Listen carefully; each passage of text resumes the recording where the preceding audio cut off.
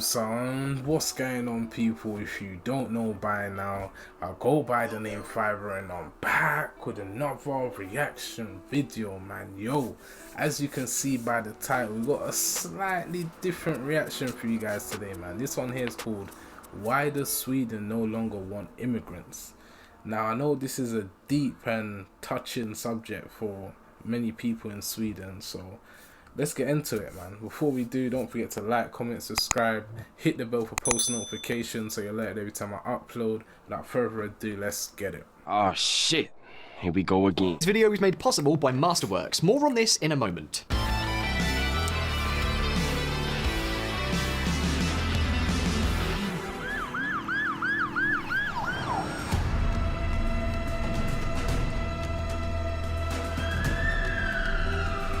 Pay close attention to these surprising statements by Sweden's Prime Minister, Social Democrat leader Magdalena Andersson. Swedish PM says integration of immigrants has failed, fueled gang crime. Integration has been too poor at the same time, as we have had large immigration. Society has been too weak. Resources for the police and social services have been too weak. Segregation has been allowed to go so far that we have parallel societies in Sweden. We live in the same country, but in completely different realities. Magdalena Andersson, Swedish PM. I just find it so weird that she even says that, because when you're saying segregation's gotten too much, when Sweden's letting immigrants in, are they not sent to a specific area so that it's almost like this area is known for housing immigrants, if you see what I'm saying? And then you want to complain that they feel like they're segregating themselves from the rest of society, but you're putting them in one corner. They're not going to want to learn Swedish if everyone around them talks their home language. There's just so much variables to it. I get it. You say, oh, immigrants is fueling the gang crime and all of this stuff, but there's so many other variables that you need to input when you're saying things like this. Because if you're an immigrant and you're well off, you got a silver spoon, you're not really going to get involved in the gang life, are you? But if you're a school dropout, if you have no parents at home and guidance, and there's so many other variables you need to input in this. But let's continue, man. Let's see. Here we have a Social Democrat leader who is also in power, making statements like this about immigration. That is definitely not common at all. Something very serious must be going on in Sweden, don't you think? What exactly is the Prime Minister referring to, and why has the immigration issue come to the forefront in one of the most open countries in the world? What exactly is going on in Sweden? But before we examine the different realities in Sweden, let me talk to you about a company that may change your perception of investing realities. Masterworks. Celebrities, political leaders, and titans of industry. Now more than ever, they're putting their money towards one thing in particular: fine art. You see, the S&P 500 is down 17% from its annual high, and the 10-year treasury continues to slip. Yet the art market has shown resilience. In fact, in May 2022, the auction houses saw record prices. Christie's sold $831,261,500. I can't lie, I'm not interested in whatever he's saying right now. I'm trying to get into the gist of the video. You're investing an amount you choose into shares in a painting instead of millions for the full piece. Get it, I get Over the promo, 30%. I get the promo, but I don't want to hear none of that right now. I'm trying to get into a serious topic. Panic figures. Pay close attention to the following figures, because I am sure that more than one or two of you are going to be very, very surprised. In 2021, 335 shootings were recorded in Sweden, resulting in 47 fatalities. Yes, it's true. If you're watching us from the United States or Latin America, then these numbers may seem like a joke, almost a happy utopia, even if we take into account the differences in population. 320 shootings in Sweden. I'm sure the last time I checked it was 320 in Stockholm alone. I don't know, let me know down below, because I'm sure when I checked it was 320 in Stockholm alone. But if it's in entire Sweden, then I wouldn't say that's that bad, I guess. I don't know. But when you compare it to per capita of other countries, it is bad, because there's less people, more shootings and stuff like that. The data is infinitely better than what the United States or practically any Latin American country registers every year. For example, in 2020, in the United States alone, homicides and shootings took the lives of more than 23,000 people. We're talking about completely different scenarios. By European standards, however, the Swedish statistics are striking. Sweden is the country in Europe where firearms-related crime is growing the most and has one of the highest fatality rates. For example, while Sweden has an average of 4 deaths per million inhabitants per year due to firearms, the European average is 1.6. What's more, unlike the rest of Europe, the trend in Sweden is increasing. This is an unusual fact. All this means, for example, that the probability of a man between the ages of 15 and 29 being shot is 10 times higher in Sweden than it is in Germany. Sweden tops Europe in fatal shootings, report shows. In less than a decade, Sweden has overtaken Italy and Eastern Europe. Do you know what I've noticed though? These men are shooting to kill. Like in Sweden, you lot do not play at all. Like in other countries, you'll shoot, someone will get shot or whatever, but the person's not going out with the intention to literally kill them. In Sweden, I noticed that these men are just, yeah, you men are mad still. European countries to have the highest number of fatal shootings in Europe. But that's not all. In 2019, 260 crimes involving explosions were recorded across Sweden, an increase of 60% over the previous year. We're talking about bombs 60%. and explosive devices that are often detonated in public spaces, mostly outside apartment developments and in small businesses. Surprised? If we add this to the fact that Sweden has the highest rates of rape and sexual violence in Europe, and that hate crimes against minorities, such as LGBT people, are also on the rise, then the picture becomes very clear. Obviously, there is a problem in Sweden.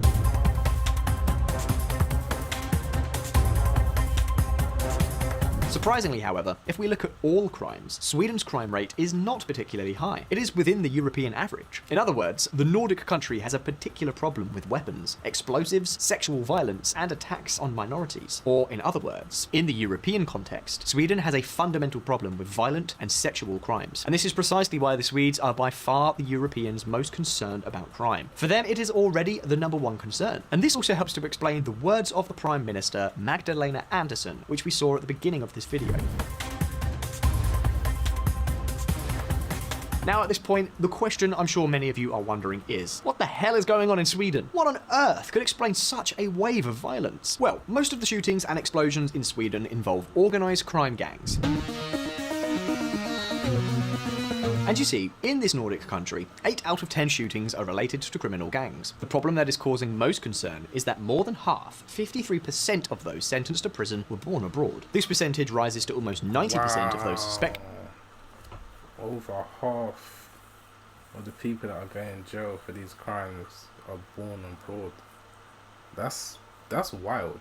Like, it's not like they're second generation or third generation, it's first generation that are being. So I get on one side why the government and whatnot would be so concerned, but this is all by design. This is their fault to begin with in the first place. So yeah, read between the lines. Of involvement in shootings if we take into account both foreign-born and second-generation offenders. VisualPolitik viewers, obviously we do not intend to point the finger at anyone because of their origin in this video. On the contrary, you know that on VisualPolitik we are all for things like freedom of movement, and we think that migratory movements are a powerful engine of prosperity, as long as things are handled correctly, of course. That's why with this video we want to put forward some factors that can hinder effective integration, and that is how the situation in Sweden can be radically different from countries like Australia, New Zealand, or even the United States. Remember the headline at the beginning of the video? Swedish PM says integration of immigrants has failed, fueled gang crime. Well, exactly that. So, in order to understand this whole situation, we have to ask ourselves a few questions. Is the rise of violent crime in Sweden really only the fault of immigrants? What responsibility do public authorities, that is politicians, carry here? Where, if at all, has Sweden failed? Well, let's take a look.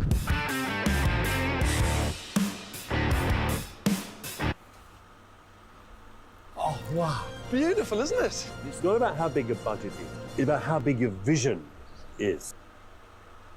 So, how does Really? HelloFresh Double keep ads? ingredients cold and fresh? I'm not going to edit them The out either. ingredients make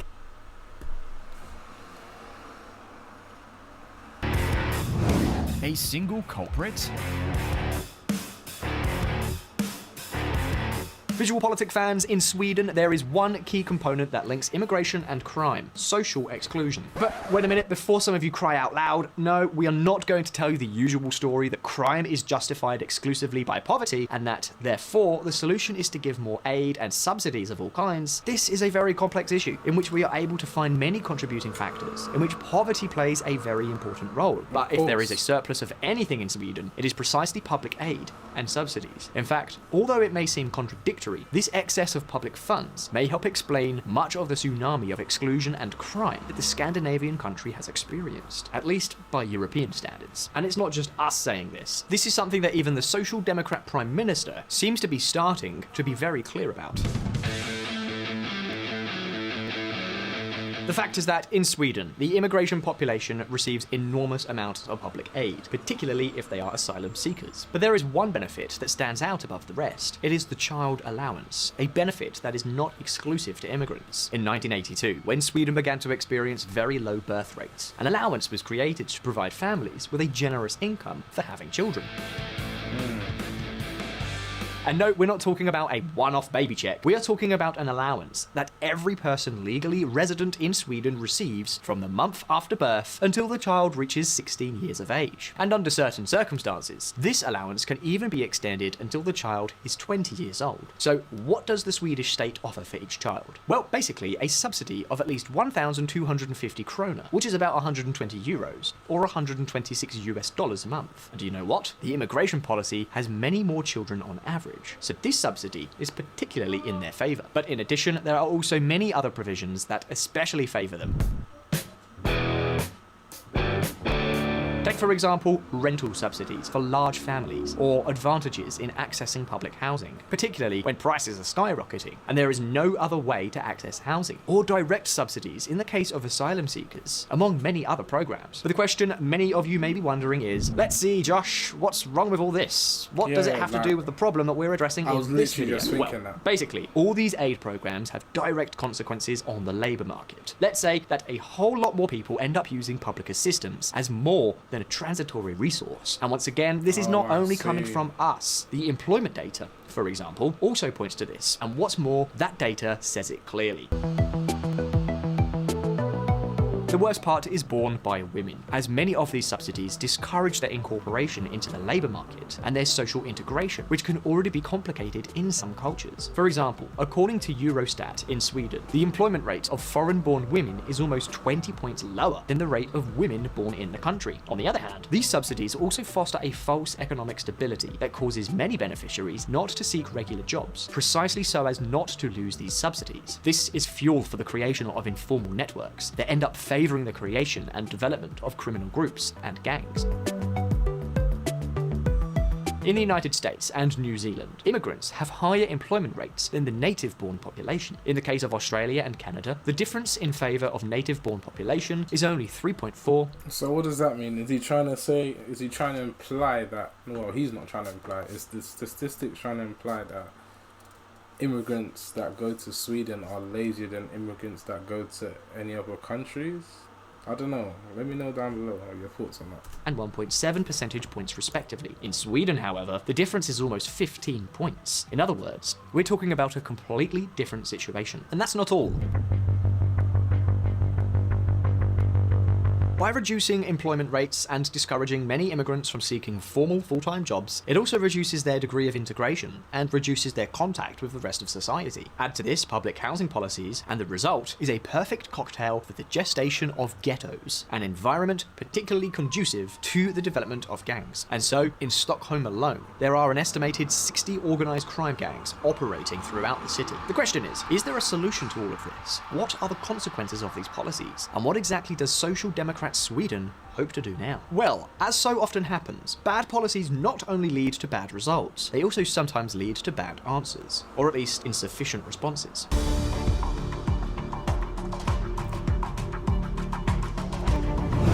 From white to black with no clear direction.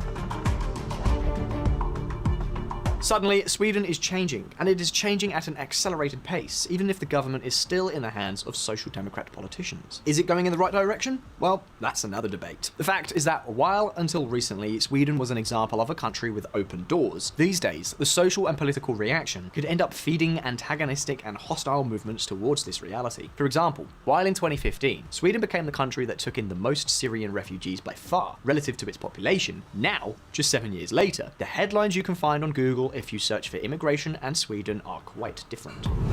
Even Sweden doesn't want migrants anymore. Now, the Social Democrat government itself is going to implement a new immigration law, supposed Oh, wait, that statement is so stupid. How can you say not even Sweden want immigrants anymore? Who's speaking for the whole of Sweden?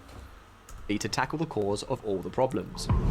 New Swedish migration law makes permanent residency harder for refugees and visitors. With the new law, people arriving from abroad will no longer have such an easy time arriving or accessing public aid, nor will it be possible to get a work permit without a contract. In addition, a minimum of 3 years living in Sweden will be required for permanent residence. On top of that, the justification of a minimum income of 810 euros per month will be required. The law itself does not say almost anything different from other European countries. But the point is that, in this case, the ultimate goal is that far fewer immigrants arrive. Of course, that is not the problem. Sweden has far fewer immigrants than countries like Australia, New Zealand, or Canada. But there you have it. This is the response that the Social Democrat government of Magdalena Andersson wants to give. This is a 180-degree turn in the country's politics. However, what will not change for the moment is the bulky regime of aid and subsidies, nor the housing policies to avoid the formation of ghettos, quite the contrary. The Social Democrat government of Magdalena Andersson wants to make even more money available without paying attention to relevant issues, such as the level of employment or entrepreneurship of the foreign population. Two factors that, along with education, are key to promoting integration. 100%. Make no mistake, the problem is not the number of immigrants in Sweden. The problem lies in the inefficient and inadequate system of benefits and subsidies of all kinds. In the end, such changes run the risk of criminalizing the entire foreign population without really achieving anything. Exactly. And what can I say? That the government's response is to recognize the problem, blame immigration, make legal changes so that fewer foreigners come to the country, and then continue to shower those who are already there with more money. I don't know why, but I'm getting racist vibes. I don't know if that's fair to say. Obviously, I can see there is a problem with the immigration, but it's almost like it's the government's fault because they haven't integrated people properly. This is what happens when you stuff people into one area, and then I don't know. It's. I don't live in Sweden, so I'm not there to feel it. I'm just going off what he's saying. I don't even know if what he's saying is 100% fact, but yeah, it's a sticky one, man. Does not seem very sensible, no matter how many votes the subsidies may generate for the ruling party. Because Sweden's problem is not immigrants, much less the lack of social spending. In fact, in Sweden, for example, social spending measured in terms of GDP is 52% higher than in Australia. The truth is that everything indicates that the problem is exactly the opposite. But having reached this point, it's your turn. With everything that you have seen, do you think that Sweden's real problem is immigration, or is it instead the result of bad public policies? Let me know down below. Just let me go back a little bit. Just answer this question down below that he asked. GDP is 52% higher than in Australia. The truth is that everything indicates that the problem is exactly the opposite. But having reached this point, it's your turn. With everything that you have seen, do you think that Sweden's real problem is immigration, or is it instead the result of bad public policies? Leave us your comments below, and if you like this video, don't forget to like it and subscribe to our channel so you don't miss any of our upcoming news. As always, thank you very much for being there. Yeah, that was a cool video, man. It doesn't really give you like much context into like exactly what's going on, because I don't think you can do that in a 15-minute video, but it was very insightful. Let me know down below, what do you think? Do you think the crime, what do you think? Let me know below. I'm really interested. I'll be in the comments, I'll be replying and seeing what you guys' opinions on this is. But if you enjoyed this video, if you want to see me react to more videos like this, let me know down below. Send the links to the videos. If they got English subtitles, even better. But yeah, man, if you enjoyed this one, don't forget to like, comment, subscribe. Hit the bell for post notifications so you're alerted every time I upload. It's been your boy Fibre, and I'm out. Peace. Do your dance and go ham. Turn a hater to a fan. Grab your hips and wave your hand. Damn. Do your dance and go ham. Turn a hater to a fan. Grab your hips and wave your hand.